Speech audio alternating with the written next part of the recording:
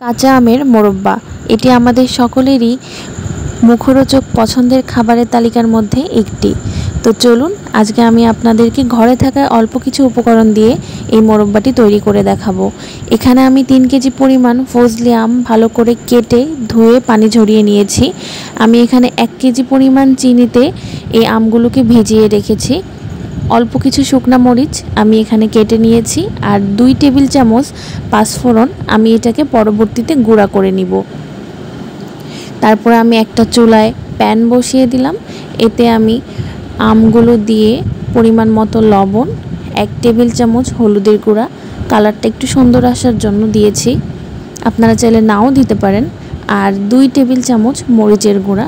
এটা একটু ঝাল হবে কারণ আচারে আমরা ঝাল সবাই পছন্দ করি, সেটা আচার হোক বা মোরব্বা। তো আমি অল্প পরিমাণে মরিচের গুঁড়া দিয়েছি।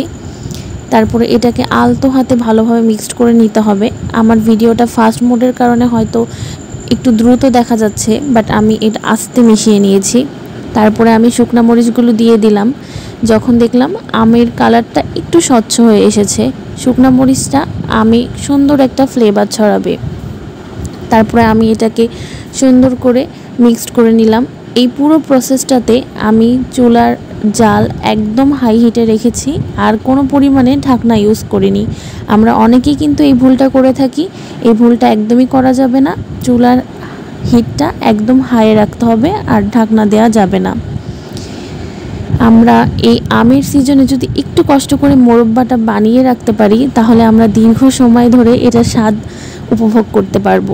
আমি আপনাদেরকে দেখাচ্ছিলাম যে আমার আমটা সিদ্ধ হয়ে গিয়েছে, বাট আমার আমটা কোনো প্রকার কিন্তু গলে যায়নি।